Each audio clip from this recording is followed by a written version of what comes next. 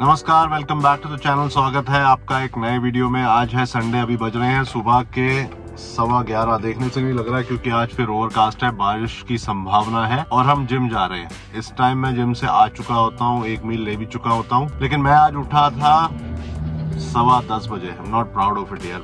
मैं इतना लेट, मुझे नहीं पता कब उठा था लास्ट टाइम, पर उसका एक रीजन है। कल रात को हम एक डिनर पे गए थे। यहाँ हमारे बहुत ज्यादा दोस्त नहीं है, लेकिन कुछ दोस्त बने हैं, तो उनमें से एक दोस्त ने अपने घर पे डिनर पे इनवाइट किया था। तो कल की शाम बहुत बढ़िया थी, खाना बहुत अच्छा था, बहुत गप्पे चली, बहुत बातें हुई। हम घर आए रात को लगभग 1:30 बजे, तो इस वजह से भाई आज लेट हो गए। आज हम जा रहे हैं एक लेग वर्कआउट लगाने के लिए, लेकिन उससे पहले मैंने गाड़ी रोक के आपके साथ बात करनी थी एक कंसेप्ट के बारे में जो मैंने खुद बनाया है। क्या आपने डायरेक्टली प्रोपोर्शनल और इनवर्सली प्रोपोर्शनल के बारे में सुना है? ये एक इंपॉर्टेंट कंसेप्ट है जो फिजिक्स, मैथमेटिक्स कई जगह यूज होता है। तो डायरेक्टली प्रोपोर्शनल का मतलब है दो चीजें जो एक साथ घटती और बढ़ती हैं, और इनवर्सली प्रोपोर्शनल का मतलब होता है दो चीजें जो एक साथ घटती बढ़ती नहीं है बल्कि ऑपोजिट है। तो एक चीज अगर बढ़ती है तो दूसरी घट जाती है। एग्जाम्पल, डिमांड सप्लाई, आपने इकोनॉमिक्स में पढ़ा होगा। जब डिमांड बढ़ती है तो लोग सप्लाई घटा देते हैं, जब सप्लाई बढ़ती है तो डिमांड घट जाती है। और इसी का एक एग्जाम्पल अगर मैं आपको डायरेक्टली प्रोपोर्शनल का दूं तो डिमांड और प्राइस, ज्यादातर, हर बार नहीं, जब डिमांड किसी चीज की बढ़ती है तो प्राइस बढ़ा देते हैं लोग, जब डिमांड घटती है तो प्राइस कई बार घट जाता है। अगेन एग्जांपल है, एप्पल अपने आईफोन के लिए अगर डिमांड घटती है तो प्राइस नहीं घटाता। क्या ये इकोनॉमिक्स, फिजिक्स, मैथ्स के कंसेप्ट हो गए। मैं आपको बॉडी बिल्डिंग में अप्लाई करके बताता हूँ, ये जो मैं अपने ऊपर फॉलो करता हूँ। आपका एफर्ट और आपके रिजल्ट डायरेक्टली प्रोपोर्शनल है भाई। जितना आप एफर्ट डालेंगे उतना ही आपको रिजल्ट आएंगे। तो अगर आप स्टूडेंट हैं या आपने कभी भी इस कंसेप्ट के बारे में पढ़ा है तो सेम कंसेप्ट इस पे अप्लाई करो। अगर आपने नहीं भी पढ़ा है तो भी बड़ा सिंपल है समझना कि जितना आपका एफर्ट रहेगा उतने आपके रिजल्ट आएंगे भाई। तो अगर मैं चाहता हूँ बहुत बढ़िया रिजल्ट, कि मेरी मसल बहुत तगड़ी ग्रो हो, मेरी बॉडी बहुत जबरदस्त बने, लेकिन मेरे एफर्ट सब स्टैंडर्ड है, बहुत बढ़िया नहीं है, तो बॉडी भी वैसी ही बनेगी भाई। और ये सब मैं नेचुरल बॉडी बिल्डिंग के बारे में बता रहा हूँ। वहां पर मैं जानते हैं कि और भी तरीके होते हैं, but let's not get into that. लेकिन द पॉइंट इज, मैं चाहता हूँ मेरी फिजिक अच्छी रहे, मैं चाहता हूँ मैं हेल्दी रहूं, मैं चाहता हूँ एस्थेटिकली मैं अपीलिंग दिखूं। उसके लिए मुझे एफर्ट डालना है। अगर मैं एफर्ट नहीं डालूंगा तो मैं ये सब चीजें नहीं चाह सकता। तो मुझे कुछ कमेंट आए कि यार आप पुश और पुल ही दिखाते हो अपने वर्कआउट्स में, अपने वीडियोस में, आप लेग्स ट्रेन ही नहीं करते हो क्या? नहीं, मैं पुश पुल लेग फॉलो करता हूँ। तो हर 2 दिन के बाद तीसरा वर्कआउट मेरा लेग्स ही होता है। तो ऑनेस्टली ज्यादातर कोइंसिडेंस होता है कि जिस दिन मुझे व्लॉगिंग करनी होती है उस दिन पुश या पुल ही होता है, और कई बार लेग वाले दिन मैं शूट नहीं करता, बिकॉज आई नो मेरे लेग्स वर्कआउट बहुत इंस्पायरिंग नहीं है जो मैं आपको दिखा पाऊँ। My legs are not weak but my workouts are not that intense. एक टाइम पे मेरी बॉडी प्रोपोर्शनेट नहीं थी, मेरी लेग्स बहुत वीक थी। उसका रीजन है कि मुझे काफी इंजरीज हुई थी यार वर्कआउट करते हुए। लोअर बैक में प्रॉब्लम हुई थी, घुटनों में प्रॉब्लम होती है, ग्लूट्स मेरे वीक थे, जिस वजह से मैं बहुत हैवी वर्कआउट नहीं कर पाता था। और अगर आप इंस्टाग्राम या कोई रील्स या यूट्यूब देखें, अगर आप लेग्स में 100-150 किलो की स्क्वाट नहीं मारते हैं तो आपको वो फिल्म करना, वो शूट करना एक गुनाह है आपके लिए। तो मुझे ऑनेस्टली लगा कि जैसा माहौल आजकल चल रहा है लेग वर्कआउट का, अगर मैं अपने वर्कआउट्स डालूंगा तो मैं किसी को इम्प्रेस नहीं करूंगा, 2-4 गालियां और पड़ सकती हैं। लेकिन आज मैं आपको अपना लेग वर्कआउट थोड़ा बहुत दिखाऊंगा। सारा मशीन बेस्ड है, हाई वॉल्यूम वर्कआउट है, जिसमें मैं रेगुलरली प्रोग्रेशन लगाता हूँ। मुझे फर्क लगता है मेरी लेग्स में, मेरी लेग्स स्ट्रांग हुई हैं, मेरे जॉइंट स्ट्रांग हुए हैं। तो इन अ नटशेल मुझे ये लगता था कि यार मैं अपने लेग वर्कआउट आपको दिखा नहीं सकता वीडियोस में, आपको अच्छे नहीं लगेंगे, आप शायद मुझे 2-4 बातें भी बोलेंगे, क्योंकि एक माहौल ऐसा बन गया है कि आपको हर चीज हैवी करनी है। कैसा भी आपका फॉर्म हो, 100-150 किलो से नीचे अगर आप डेडलिफ्ट और स्क्वाट नहीं मार रहे हैं तो आप वर्कआउट नहीं कर रहे हैं। पर साइंटिफिकली ऐसा नहीं है, ये गलत है। अगर आपकी बॉडी अलाउ नहीं कर रही है तो आपको कोई जरूरत नहीं है ये सब करने की। आपका अगर पर्पस मसल बिल्डिंग है तो आप लाइट टू मॉडरेट वेट से भी वो गोल अचीव कर सकते हैं। आपको सिर्फ इस चीज की समझ, ज्ञान होना चाहिए, आपको पूरी मेहनत करनी चाहिए, और ये डायरेक्टली प्रोपोर्शनल वाला कंसेप्ट जरूर अप्लाई करना चाहिए। हर वर्कआउट आपका बेस्ट वर्कआउट होना चाहिए, फेलियर तक जाना चाहिए आपको। वॉल्यूम थोड़ी बढ़ा दीजिए, अगर आप इतना हैवी नहीं जा सकते हैं तो वो ही मैं फॉलो करता हूँ। तो मैं आज सारी एक्सरसाइज मशीन्स पे लगाऊंगा। आई थिंक मैं 4 एक्सरसाइज करूंगा। सबसे पहले स्टार्ट करता हूँ लेग एक्सटेंशन से, फिर लेग प्रेस करता हूँ। लेग प्रेस की 2 मशीन्स है मेरे जिम में, दोनों लगाता हूँ वॉल्यूम के लिए। लेग कर्ल्स करता हूँ हैमस्ट्रिंग के लिए, and that is my leg workout for now.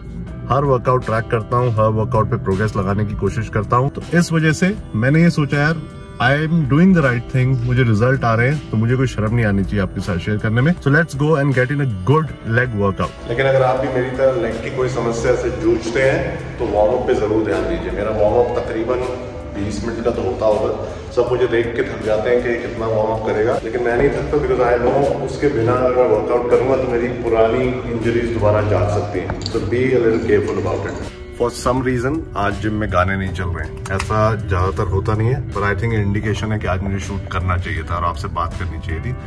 सबसे पहली एक्सरसाइज जो आज हम करेंगे वो है लेग एक्सटेंशन। ये एक आइसोलेशन मूवमेंट है, तो सब इसको इग्नोर करते हैं, ऐसे एंड में लगाते हैं। मैं सबसे पहले लेग एक्सटेंशन करता हूँ, इसके 4 सेट मारता हूँ बहुत अच्छे तरीके से। आई destroy my legs with leg extension. मुझे ये एक्सरसाइज बहुत पसंद है। रिस्क टू रिवॉर्ड रेशो जो चीज होती है मसल बिल्डिंग में, मतलब कि हर एक्सरसाइज में रिस्क कितना इंजरी का और रिवॉर्ड कितना मसल ग्रोथ का। आई थिंक इस एक्सरसाइज का स्पेशली लेग वर्कआउट में रिस्क बहुत लो है। इसमें इंजरी होने के चांसेस है ही नहीं, क्योंकि आप एक प्रॉपर पोजीशन पे बैठे हैं, आप लॉक्ड है मशीन में उस पोजीशन पे, तो आपको इंजरी नहीं हो सकती। लेकिन क्योंकि ये कॉर्ड्स को बहुत अच्छे से स्टिमुलेट करती है, रिवॉर्ड रेशो बहुत हाई है, आपकी मसल अच्छे से ग्रो कर सकती है अगर आप इसे ढंग तरीके से लगाएं। तो मैं 4 सेट लगाऊंगा, और जो मैं काफी टाइम से फॉलो कर रहा हूँ, टाइम अंडर टेंशन बढ़ाने के लिए हर सेट का, हर रेपिटेशन का नेगेटिव कंट्रोल करूंगा। मैं अपने पैर धीरे धीरे नीचे लाने की कोशिश करूंगा ताकि टेंशन ज्यादा रहे, जिस वजह से ज्यादा वेट नहीं उठता है। लेकिन जो इम्पैक्ट इसका आता है वो बहुत जबरदस्त होता है। मैं बहुत लोगों को देखता हूँ वो सारी प्लेट लगा के सेट मारते हैं और डांस करते रहते हैं, और रेंज ऑफ मोशन पूरा नहीं हो पाता है। वो हमको नहीं करना है। So we'll make the full use of this first exercise. आगे आने वाली एक्सरसाइज बहुत डिफिकल्ट बन जानी चाहिए सिर्फ एक आइसोलेशन एक्सरसाइज की वजह से। So let us get into this exercise.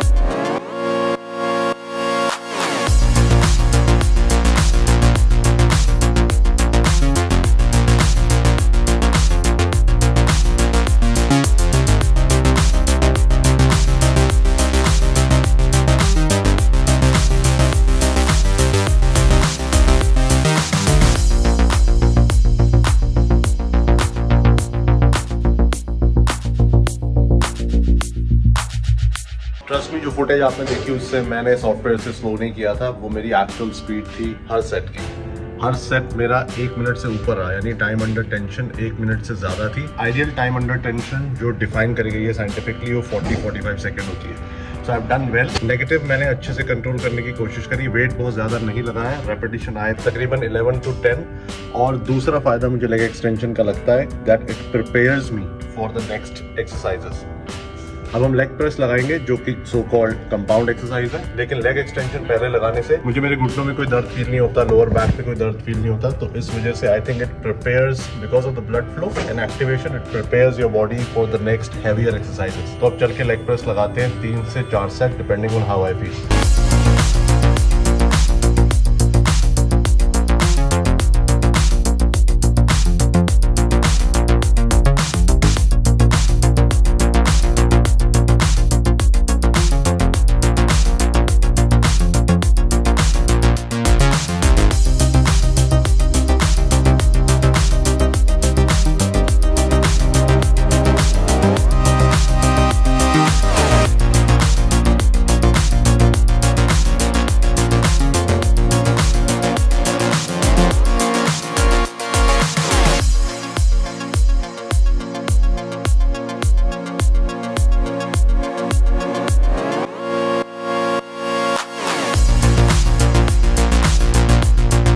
Set लगाए मैंने लीनियर लेग प्रेस के, हालत खराब हो गई है, सांस फूल गई है। वेट आपने देखा कम था, लेकिन स्लो रेपिटेशन लगाए और हर सेट में तकरीबन 13 से 15 रेपिटेशन आए। सो वॉल्यूम ज़्यादा है, वेट ज़्यादा नहीं है, लेकिन इम्पैक्ट मसल पे बहुत तगड़ा पड़ता है। नेक्स्ट एक्सरसाइज करेंगे हम सीटेड लेग प्रेस। ये लेग प्रेस का एक और वर्जन है।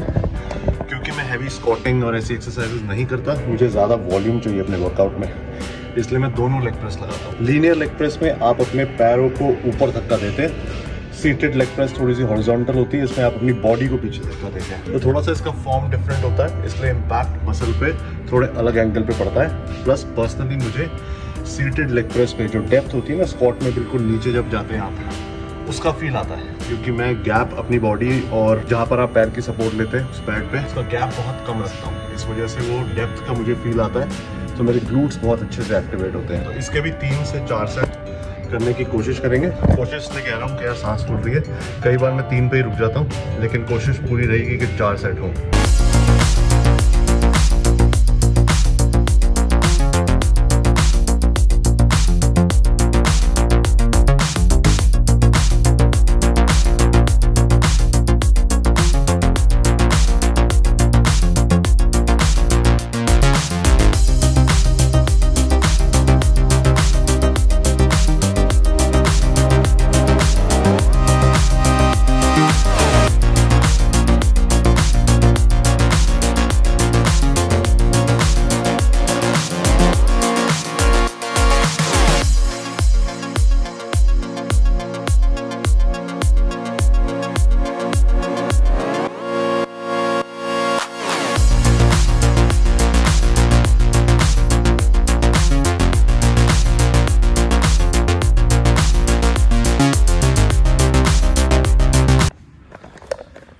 हालत ख़राब हो गई यार। ऑल्दो हैमस्ट्रिंग ट्रेन होते हैं लेग प्रेस करते हुए, लेकिन हैमस्ट्रिंग की हम एक आइसोलेशन मूवमेंट भी लगाएंगे। तो हम लेग कर्ल्स करेंगे 3 से 4 सेट जितने हो पाए। दोनों लेग प्रेस के मैंने 4-4 सेट करे थे और उससे पहले 4 सेट लेग एक्सटेंशन के भी थे, तो 12 सेट में कर चुका हूँ। चक्कर आ रहे हैं कई सेट में, तो परमात्मा से मिलन हो जाता है। लेकिन that's how you succeed, that's how you keep pushing harder, that's how you become mentally stronger. तो ये सब करना पड़ता है। 1-2 मिनट का रेस्ट लेते हैं और लेग कर्ल्स लगाते हैं और वर्कआउट खत्म करते हैं।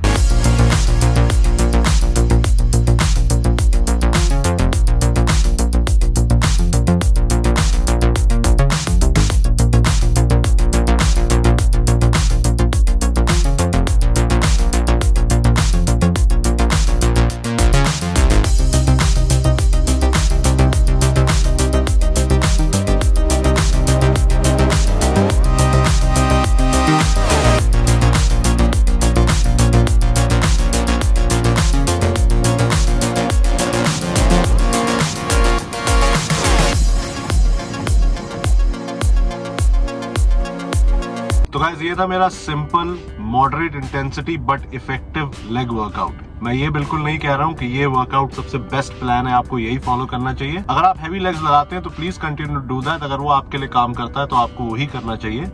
मुझे इस टाइप का वर्कआउट पसंद आता है, मैं बहुत ज्यादा हैवी नहीं जाना चाहता। उसके 2 मेन रीजंस हैं। आई एम 41 और मैं बहुत लंबे समय तक एक्सरसाइज करना चाहता हूं, क्योंकि मुझे वर्कआउट करना बड़ा पसंद है। अपने पूरे एक्सपीरियंस और रिसर्च के बाद मुझे लगता है कि मेरे लिए ये वर्कआउट सबसे बेस्ट है। इंजरी के चांसेस कम है, मसल ग्रोथ के चांसेस हाई है, मेरे लेग्स मेरे जॉइंट्स स्ट्रॉन्ग रहेंगे लंबे समय तक। दूसरा रीजन ये है कि मैं कोई कंपीटिंग बॉडी बिल्डर नहीं हूँ। मुझे स्टेज पे खड़े होकर अपने लेग्स किसी को नहीं दिखाने हैं, नंबर्स नहीं पाने हैं। मुझे एक मस्कुलर बॉडी चाहिए, एस्थेटिक्स चाहिए, स्ट्रेंथ चाहिए, अपने जॉइंट स्ट्रॉन्ग चाहिए, and I really enjoy working out. तो मैं चाहता हूँ कि मैं जब तक पॉसिबल है तब तक वर्कआउट कर पाऊँ, उसी हिसाब से मैं अपने वर्कआउट डिजाइन करता हूँ। अगर आप एक कंपीटिंग बॉडी बिल्डर हैं तो आई एम श्योर आप ये वीडियो नहीं देख रहे होंगे। ये वीडियो आपके लिए नहीं है। ना मैं उस फील्ड में हूँ, ना मुझे उसकी नॉलेज है, ना मैं कोई प्रोफेशनल कोच हूँ। मैं सिर्फ वही शेयर करता हूँ जो मैं करता हूँ, जो मेरे लिए काम करता है। बट इन 4 एक्सरसाइजेस ने, मशीन वाली 4 एक्सरसाइजेस ने मेरी लेग्स को डिस्ट्रॉय कर दिया है completely. At the and I was really struggling, सांस फूल रही थी, मसल कांप रही थी। द पॉइंट इज, कोई भी वर्कआउट करो इफेक्टिव होना चाहिए, जान लगाओ पूरी, और डायरेक्टली प्रोपोर्शनल का प्रिंसिपल हमेशा याद रखना। I hope you enjoyed the video. Comments में मुझे बताइएगा अगर आपको इस टाइप के वर्कआउट रिलेटेड वीडियोस ज्यादा पसंद है व्लॉग से, then I will focus more on this. आपसे मिलता हूँ अगले वीडियो में, तब तक please take care, keep working out and stay safe. Sorry, मुझे घर आके याद आया कि एक इंपॉर्टेंट रीजन मैंने आपके साथ शेयर नहीं किया कि मैं ऐसा वर्कआउट क्यों करता हूँ लेग्स के लिए, वो है रिकवरी। ऐसे वर्कआउट से रिकवरी इजी होती है वर्सेस अगर आप 100-150 किलो के स्क्वाट लगा रहे हैं या डेडलिफ्ट या उस टाइप की एक्सरसाइज कर रहे हैं। मैं मॉर्निंग में वर्कआउट करता हूँ, तो अगर मैं उस समय हैवी स्क्वाट करूंगा तो मेरा पूरा दिन थोड़ा डिफिकल्ट जाएगा और एक्सरसाइज या यूट्यूब मेरा प्राइमरी काम नहीं है। It's not my profession. मैं एक जॉब करता हूँ और उस जॉब के लिए मुझे एक्सरसाइज करते ही निकलना पड़ता है, सारे दिन भाग दौड़ रहती है, तो वो मेरी बहुत बड़ी प्रायोरिटी है क्योंकि उस वजह से मेरा घर चलता है and that's my profession, I love my job. तो मुझे कुछ ऐसा बैलेंस चाहिए कि मेरी एक्सरसाइज मेरे काम में इंटरफेयर ना करे और मेरा काम मेरे वर्कआउट में इंटरफेयर ना करे। तो इस वजह से भी मुझे इस टाइप का moderate intensity but high volume workout help करता है। अगर आप भी रिक्रिएशनल बॉडी बिल्डर हैं या वर्कआउट शौक के लिए करते हैं, अच्छी फिजिक पाने के लिए करते हैं, कंपीट नहीं करते हैं, आपकी भी एक 9 to 5 जॉब है, यहाँ आपको कॉलेज जाना है, यहाँ आप स्टूडेंट है, देन थिंक रिकवरी इंपॉर्टेंट है। किस टाइप के वर्कआउट से आपकी रिकवरी बेटर रहती है? मुझे इस वर्कआउट से बहुत हेल्प मिलती है। I am ready to have another leg workout in 2 days, यानी 2 दिन में मेरे पैर रिकवर कर जाते हैं। This was another reason. अब वीडियो खत्म करते हैं, बाय बाय।